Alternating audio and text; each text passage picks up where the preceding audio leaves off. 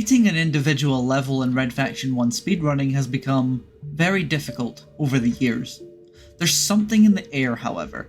Today, I'm going to show you my personal battle with one specific level, Abandoned Mines, and why it is a monumental achievement for me personally. So, context time. Abandoned Mines as an IL has a few skill checks within the speedrun. First, there is a very difficult out of bounds to achieve here. This is so we can skip the elevator section that takes us down into the next room. I'll go more in depth on how out of bounds work in Red Faction in a different video, but for now, all you need to know is you are save loading to clip the player through geometry at certain corners. After this, there is a very long fall into a room, and you have to edge bug yourself off of some angled geometry to avoid taking fatal damage and survive the fall. For the non-speedrunners out there, edge bugging is effectively how I said it. You land on some angled geometry and it does some things. In various games it has very different effects, but here it really is just a momentum cancellation and fall damage prevention. After that, we have to geomod the rock wall here to get around the door to continue the level. And then, after a brief drop into the water and climbing our way back up the level, we kill some guards and proceed to the next section. In this section, we have to do another geo trick to carve through some more geometry. This trick itself skips an entire map here. I won't explain in depth how geo works here. I have another video about that which I will link in the description below. Once we get through this wall, we do another risky fall down into a vent. And then, when we get out into the center of the ventilation system, we climb some ladders, do a jump across the center, and go out the other vent. Towards the end of the level, we do another jump across a gap to reach the other side, kill the enemies in our way, and end the level.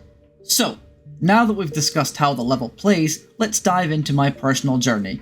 The footage you are watching was the world record holder WDSS Grant, and let me tell you, this guy is cracked. For years, the man has dominated the Red Faction leaderboards, both full game and individual levels, so when I say that trying to get a world record in Red Faction in any form is a tall task, I really mean it. Recently, I decided to start a journey to do something I do every now and then and improve some ILs from old strats and update them in the leaderboard. However, this time, something changed. My motivation hit the ground running, and I decided it was time to try some world record grinds again, and oh boy, was this a lesson in perseverance. So it starts with the very start of the level and the out of bounds. As I said earlier, this is extremely difficult. It doesn't behave like other corners where you can face it straight on or at an off angle and just save load to get out. Because this one is on a weird angle, you get a lot of weird behaviors, like sliding along the wall and bouncing around. So, getting through this trick at the very start of the IL takes its toll. It's something I'd want to improve on for a long time. No one apart from Grant had done this trick in a run before, so I tried, and I tried, and I tried.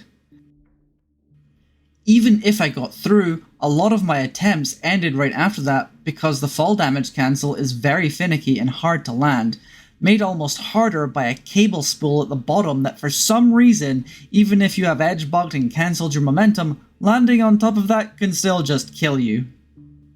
However, I finally got through that, and the geotricks didn't present too much as a challenge as I'm fairly used to them. The only difference here is you need to stop to pick up remote charges, whereas in the full game run, you'd have a rocket launcher by this point. The next trouble point comes from the next geostrat, however, as with a rocket launcher, you are firing and it will immediately cause a crater. However, with the C4, you have to throw, then detonate. So there's a timing issue, but also because it's a throwable, it's subject to an arc velocity, which means you aren't really aiming where you want to blow it up, you're aiming to throw it to the right spot. So this presented a new challenge, which I had to remember how to do, and oh boy, did it take some time to remember. If the power's knocked out, we can launch a major attack, but our squads are running into stiff resistance. If you can help them take out the power plant, I can send more miners up to join you.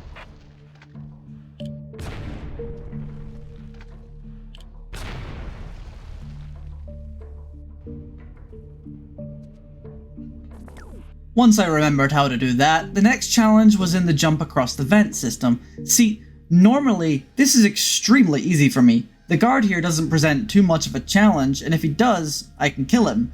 But this is the individual level, so I can't afford the 1 second time loss to him getting in my way. And again, a few of my runs were just subject to this AI just absolutely saying, Not today, punk.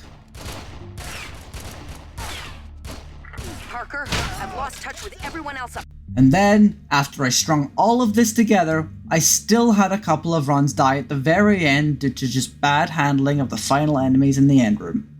Now, for context, before I started this journey, my old time from several years ago was a 2:22.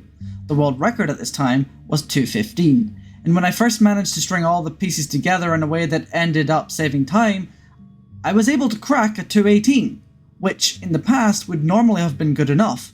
However, as I said previously, something was different this time. I tasted the improvement and confidence started to grow.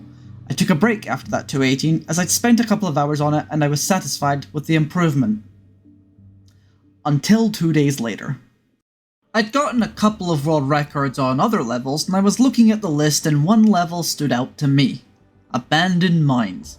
I felt like I had finally unlocked the secret.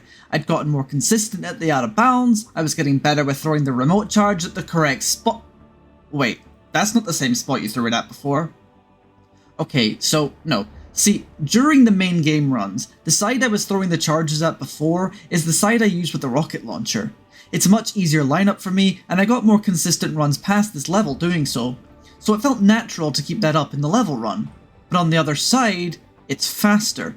It's closer to where you enter the room, so it's a couple of seconds quicker to do this side instead of the other, and this is the side that Grant uses, so that's important. To beat Grant, I had to adapt, and this came with its own new challenge of trying to understand and learn where best to throw the charge to get better results. If the power's knocked out, we can launch a major attack, but our squads are running into stiff resistance. If you can help them take out the power plant, I can send more miners up to join you. After I had practiced that and gotten more familiar with how to do it, I started seeing some results. I still had some trouble with the AI in the vent and at the end of the level, but the time was starting to drop, from 2:18 to 2:17. I was seeing results. Nothing world record breaking, but progress. But then, I hit a wall. I was suddenly stuck at the out of bounds again. I couldn't seem to get it to work.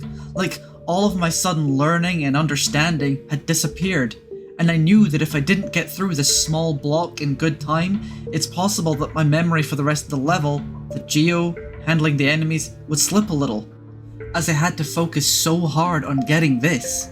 And that's exactly what happened. On the handful of times I got through again, I saw failure elsewhere. But eventually, the learning and the grinding had to pay off. But oh boy, when it did, I was shocked at the other end.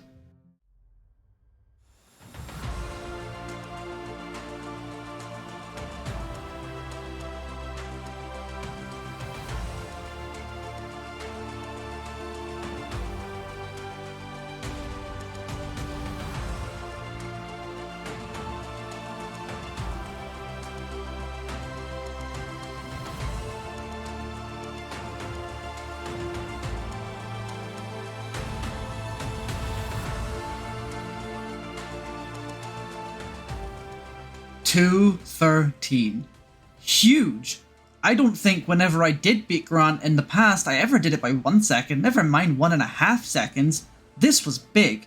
The only time loss I can spot with what I was able to do was in the water section where I didn't get an optimal exit to start jumping up the path. Everything else, it felt like it went right.